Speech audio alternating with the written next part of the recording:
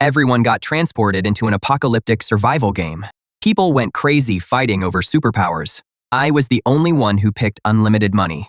Everyone laughed and said I was an idiot, said cash would be worthless in the apocalypse. But they had no clue. Zombies weren't the real threat. Living people with superpowers were way more dangerous. Then, the system announcement rang out. 300 of us players got dropped straight into the game. The system explained that we'd all actually died in the real world. To earn a second chance at life, we had to survive until the end in this apocalyptic game. Then came the next phase. Time to pick our starting items. I skimmed through what was on the shelf. Mostly a random mix of superpowers. Other players fought like mad to grab them. I flipped straight to the last page of the list. At the very bottom, I spotted a coin labeled Endless Wealth. Didn't think twice. I grabbed it immediately. My class monitor, Wang Teng, who came in with me, chose mind control. Seeing me take the coin, he couldn't resist mocking me. "Mark, you're really that desperate for money? The world's about to end. What good is cash gonna do you?" Before I could even respond, he turned to the class beauty, Lu Ruyan. She'd picked something called the power of love. I can make every human fall for me. Even zombies will be charmed by me. With true love protecting me, I'll definitely survive. Once all the items were claimed, the system chimed in again, giving everyone 1 year to train their abilities and get ready for the coming war. Apocalypse mode would officially begin in 12 months. Only one winner would make it out of this game. Only the last survivor could claim the grand prize. Hearing this rule, everyone's expression changed instantly. Those who'd planned to team up now looked at each other with suspicion in their eyes. In this survival game, there were no friends. Everyone was the enemy. I didn't waste a single second. I got out of there. Immediately kicked off my apocalypse survival plan. I scanned the world map and set my sights on an isolated island in the Pacific, not on any fault line, outside major storm belts. Had a natural flat area, perfect for building an airstrip, surrounded by mountains that could serve as natural cover. I dropped $1 billion and bought the island outright. I casually named it Future Island and claimed I was developing it for tourism. I bought 10 massive cruise ships in one go, signed construction contracts with those NPCs, and shipped all the heavy machinery and building materials to the island. I had the NPC executives sign strict NDAs. Even they don't know where Future Island actually is. Once the cruise ships reached Future Island, the workers started building a makeshift airstrip. Then, I chartered 100 planes to fly in construction workers from all over. Those workers busted their asses day and night to keep Future Island off the grid. I bought signal jammers in advance and confiscated all the workers' phones. I built 10 ultra-reinforced fortresses on the island. All materials were top-grade, highest standard, built to withstand magnitude 12 earthquakes. The exterior of each fortress was camouflaged. Satellites can't pick up anything from above. But all of this is just a smokescreen. The real doomsday bunker is underground. The underground bunker can survive nuclear strikes and biochemical attacks. Even those tunneling zombies won't break through 5 meters of solid steel. The surface fortresses have secret passages leading underground, but the passages were built extremely narrow. Only one person can squeeze through at a time. Inside, it is like a maze, even if you're lucky enough to find the right path. Getting through the main door doesn't mean you'll avoid the traps along the way. If one passage gets blown up, I can still use other passages to get back to the surface. In the apocalypse, energy is everything. To solve the power supply problem, I installed wind turbines on the island, plus tidal and nuclear power generators. Water was easy to handle too. I set up rainwater collectors and seawater desalination systems. Even dug up groundwater purification equipment that can process contaminated apocalypse water into drinkable quality, plus instant high-temperature sterilization, instant low-temperature sterilization, ultraviolet sterilization, and chemical sterilization equipment. A wastewater treatment system specifically handles the bunker's sewage, considering potential flooding. All walls were waterproofed. The blast doors seal airtight when closed. The underground drainage system is seriously robust. I installed multiple air purification systems, ensuring the underground shelter always has clean, abundant air. I also stockpiled 100,000 oxygen canisters, just in case I need to seal myself in the underground shelter. I built 12 separate compartments. If 1 or 2 fail, the others can take over. Each compartment has its own dedicated function. 3 of them use the latest automated farming technology. capable of growing vegetables, raising fish, and keeping chickens. I stockpiled enough supplies in 2 warehouses to last me 10 years. Medicine, food, and water. Whenever the NPCs got suspicious about my construction, I just throw money at them and tips to keep their mouths shut. Then I went to Eagleland and bought heavy weaponry, including mobile combat robots and reconnaissance drones. And since I was paying so much, I even went through black market channels to acquire 2 nuclear warheads. In a bay somewhere, I stashed my nuclear submarine and a jet. The underground bunker has a tunnel leading straight to the submarine dock. To prevent ability-wielding players from reaching the island, I had artificial reefs installed at the original island site. Any large vessel coming through would run aground and sink. Closer to shore, I set up electric fencing, encircling the entire coastline. And, in the surrounding waters, I planted explosives everywhere. I even installed radar systems to detect anything approaching the island, so I could take it down in time. I erected a massive electric grid in the sky to keep infected birds from landing on the island. In just 1 year, the island's defenses were fully operational. Of course, to throw off my enemies. I also made a big show of developing tourism sites around the world, so those players wouldn't catch on. Those resorts were actually backup locations. I could fly there without refueling. After sending off the last batch of NPCs, I was the only one left on the island. I bought out a space exploration company and took control of over 6,000 satellites in orbit, just to keep my internet connection alive. During that year, I acquired airlines and shipping companies worldwide. Then, in the final week, I ordered all planes and ships destroyed. The whole world knew the richest man had destroyed long-distance transportation. The NPCs all thought he'd lost his mind. Only the players understood. This global tycoon was also their competition. A notification popped up in the player's chat interface. Wang Tang asked me, "Mark, that global tycoon is you, right?" He was the only one who saw me pick infinite wealth.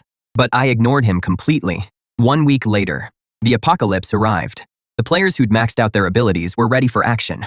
300 player names and IDs appeared on the public screen. I was number 99. Wang Teng was number 100. Liu Yanren was number 101. Attention, the apocalypse has begun. This game will keep running until only 1 player is left. Nobody expected the apocalypse to kick off with a worldwide downpour. Days of nonstop rain triggered massive flooding. Future Island got hit too. But the island was so small. The clouds moved on after 2 days. I didn't even have time to hole up in my underground bunker. Those ability users were all caught off guard. They'd arrived in this world broke too. All year they'd been training their powers while hustling to make money. The struggle goes without saying. The supplies they'd stockpiled were pathetic. Only a few players who'd used their powers for crime managed to land a villa. They built a shelter in the basement. The flood hit the basement first. All their supplies were ruined. The entire villa was swallowed by the flood. Some players had built shelters in underground garages. Those flooded out completely too. High-floor shelters were safe for now. But the rain wouldn't let up. The underground players' already meager supplies slowly ran dry. Everyone started freaking out. Meanwhile, I was munching on snacks and watching a live stream. The streamer was hiding behind the curtains, secretly filming the building across the street. A player was using fire powers to raid for supplies. Bro, this isn't special effects. Not cosplay, either. This is a real ability user. He used to be a security guard in our complex. Now he is burning through doors. This is his 10th robbery. The chat was blowing up. So ability users are actually real. Does that mean the apocalypse is here? Streamer, watch out. Once he is done with that building, he'll hit yours next. Is firepower reliable? Firepower, the player tipped off the NPCs. A swarm of SWAT officers rolled into the complex in rescue boats. They surrounded the building with guns drawn. The streamer's hands were shaking with excitement. Guys, this is my first time seeing a gunfight. This guard's fire is insane. He melted the steel gate in seconds. The SWAT team stormed the building. The gunfire was intense. Suddenly, a figure flew out from the rooftop and plunged straight into the flood. Not long after, I saw that player's name go gray on the global chat.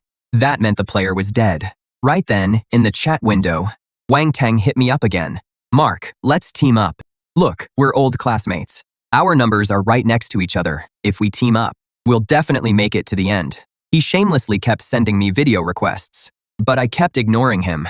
If I teamed up with him and we were the last 2 left, he'd use mind control to kill me and win alone. Did he underestimate my intelligence? Or overestimate his own? Water and power were cut, food was running out. 3 months of floods crushed the NPC's hope.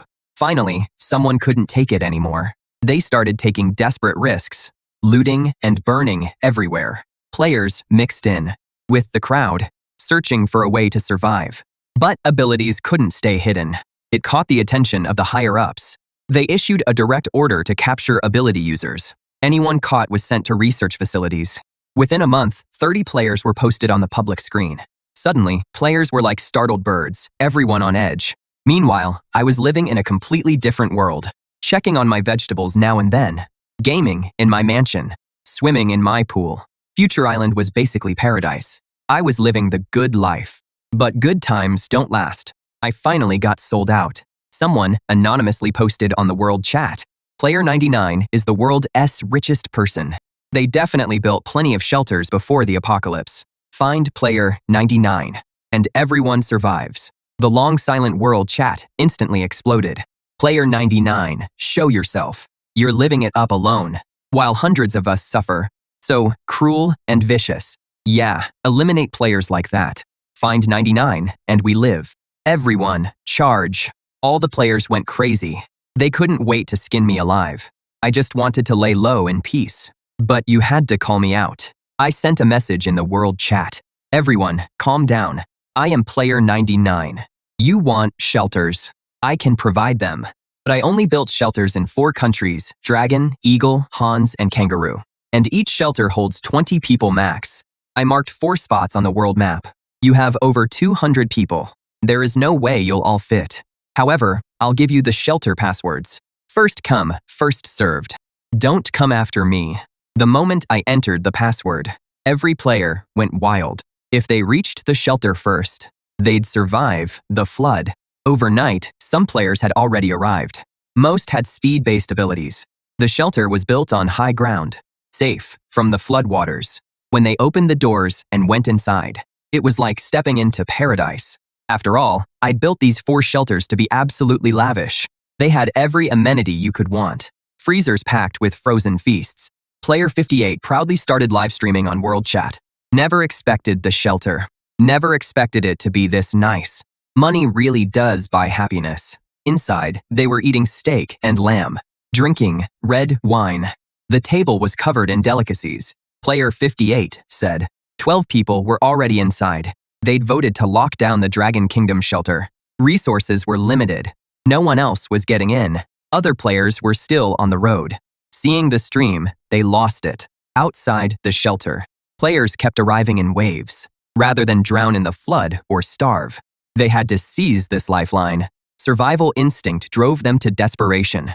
They begged those inside to open up, to let them in. But the players inside had already deadbolted everything, no matter how they pounded on doors and walls, or unleashed their abilities. They couldn't budge that sealed entrance. Just as the insiders were celebrating, I suddenly popped up and said, wasn't it supposed to hold 20? Can't 8 more still get in? I have another override code. Even with the doors locked, I can still access the interior. The hidden door is in the southeast.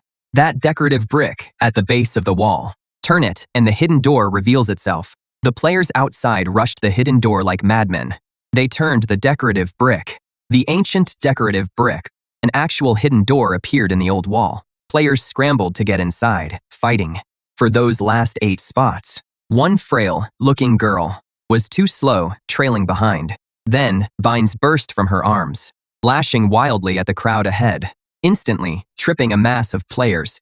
The player with the blade ability quickly cut the vines beneath his feet, then spun around and fired a wind blade, slitting the vine player's throat. The blade player reached the door first, punched in the override code, and the gate swung open. He rushed inside, thrilled. Right after, another player used lightning strike to drop a whole crowd. The second player charged through the gate. But as the third player neared the entrance, a player on the ground latched onto his leg. The fallen player flashed a creepy grin, driving venom-coated nails into his thigh. The venom player had barely gotten up to flee through the gate when a steel-hardened arm punched through his chest from behind. One by one, players dropped dead at the sanctuary entrance. The will to survive stripped away their last bit of decency. So the abilities this system gave weren't for fighting zombies after all.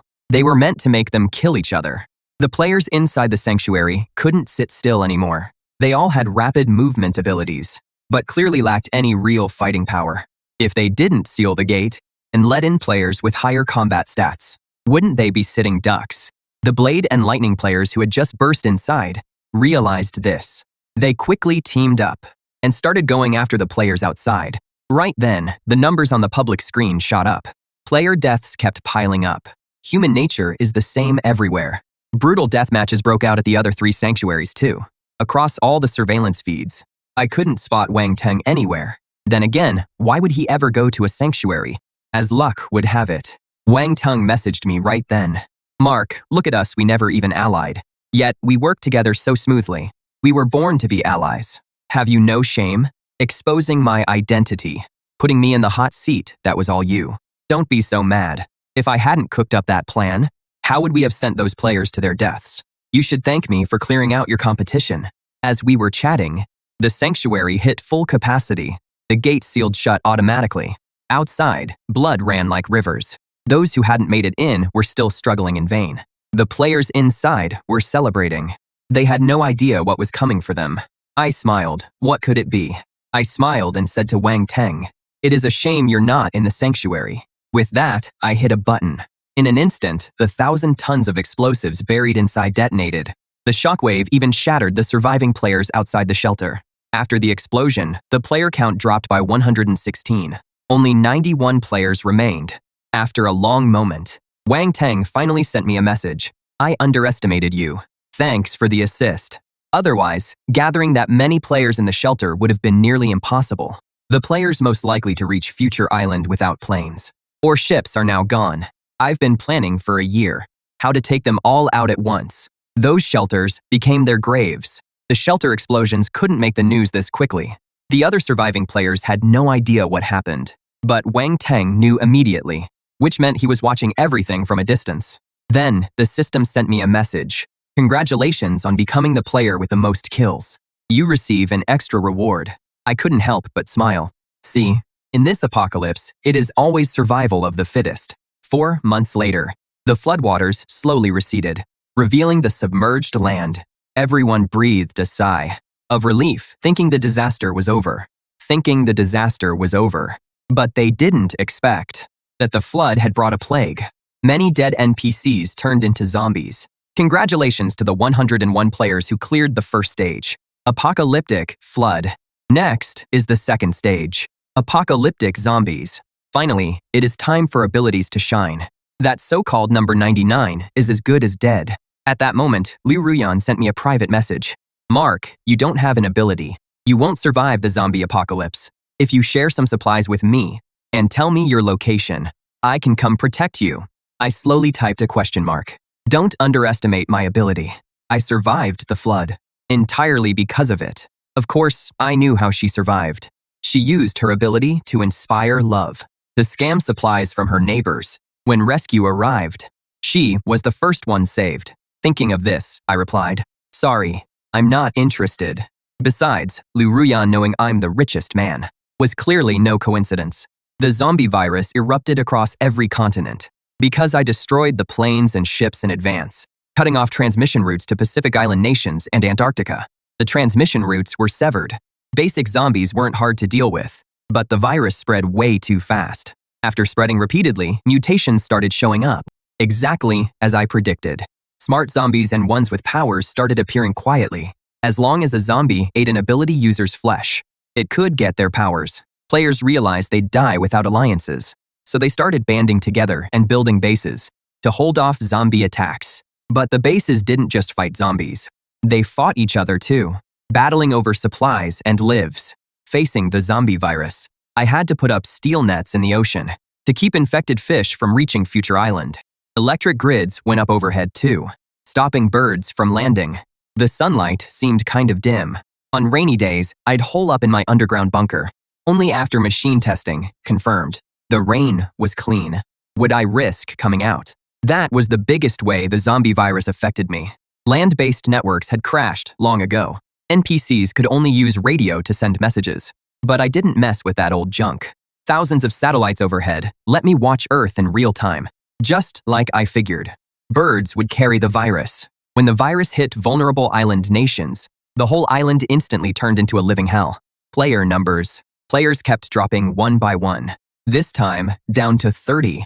But right then, a mutated bird zombie had just flown over Future Island's waters. When it hit the electric grid, instantly fried to a crisp by the high voltage. But one feather slipped through, drifting down through a gap in the grid. Before it hit the ground, a robotic dog blasted it with a fire jet, burning it to ash. That bird must have flown from other Pacific islands. From that day on, huge flocks of birds passed over Future Island every day. The electric grid was covered in bird carcasses. Robots were swamped patrolling the whole island, torching bird bodies and clearing the grid.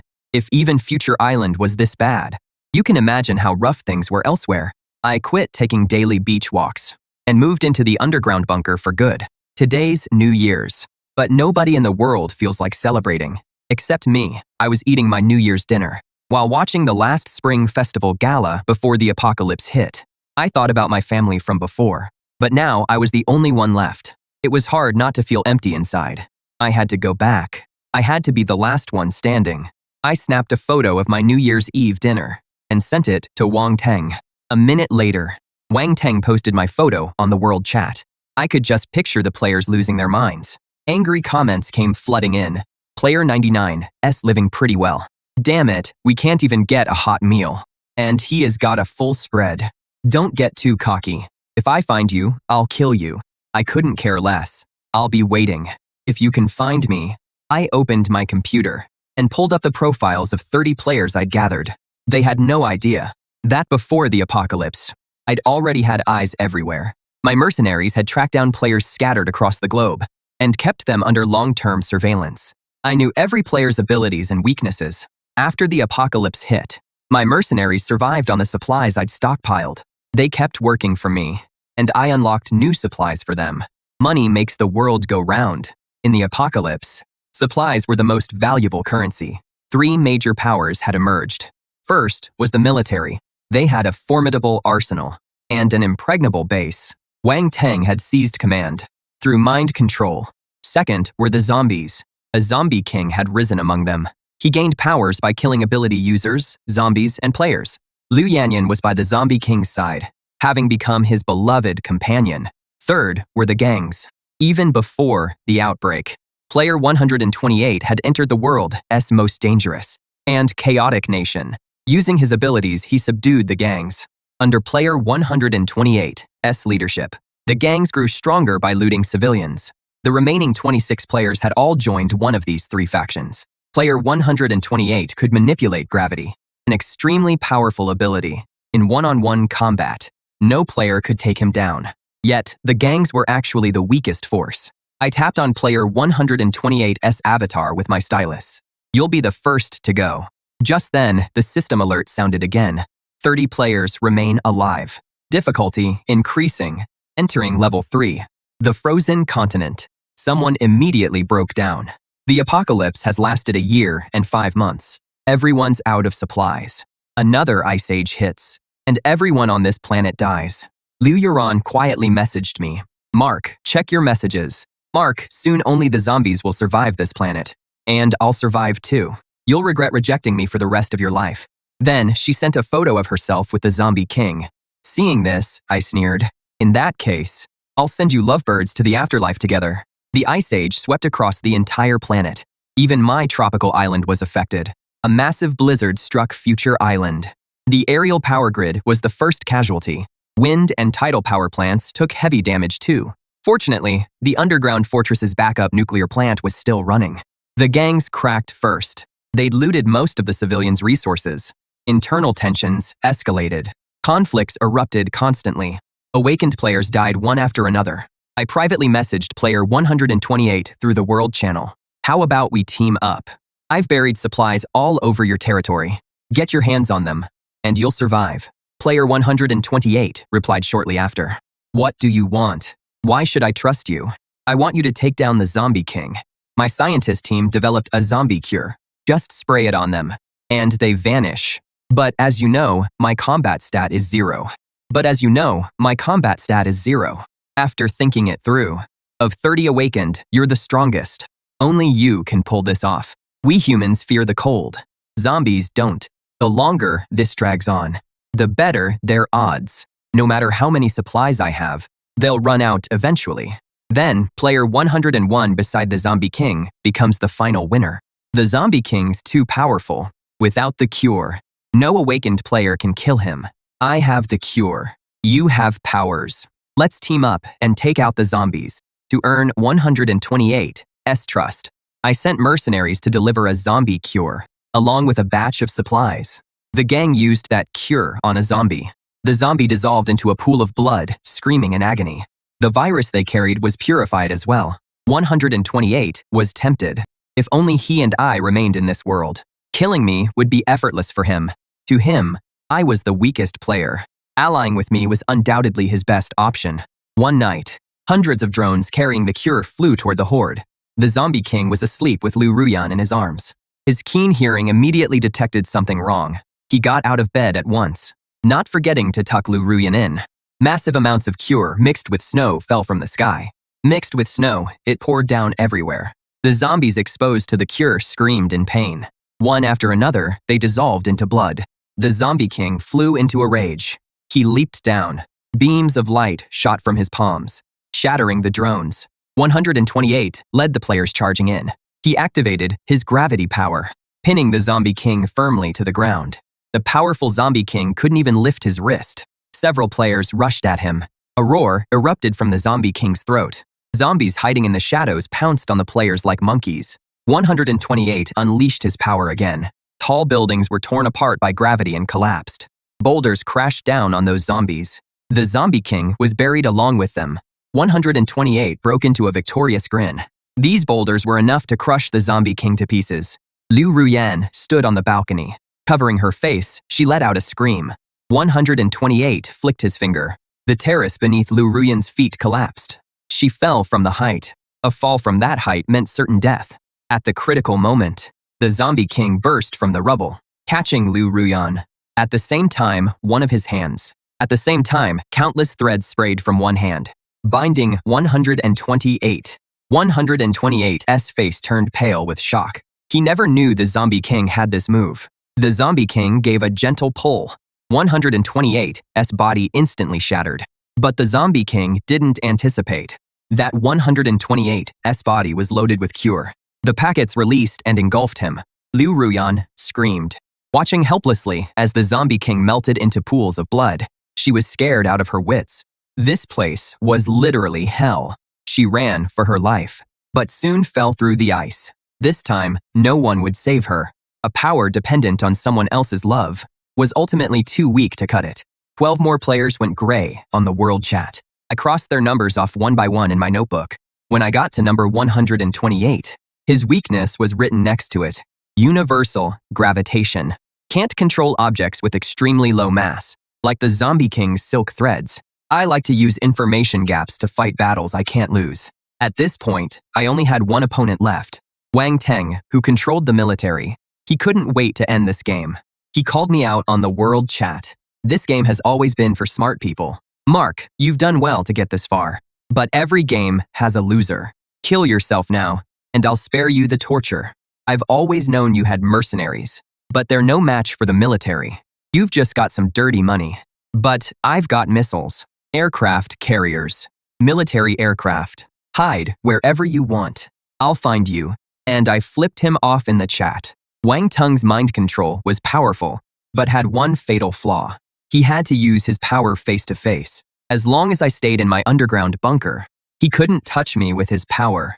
But I didn't see this coming. He fired missiles straight at Future Island. Multiple missiles rained down on Future Island. A long while later, I still hadn't gone offline.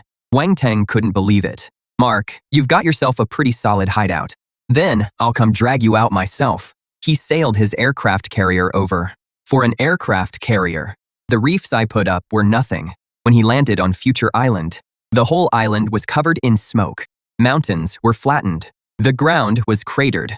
All the defenses were wiped out. He looked at the exposed entrance to the underground bunker and smiled like he already had me. He ordered his men to blast the entrance with heavy weapons. After several rounds of heavy shelling, the door was blown off. revealing a passage inside. I immediately sent him a video call request.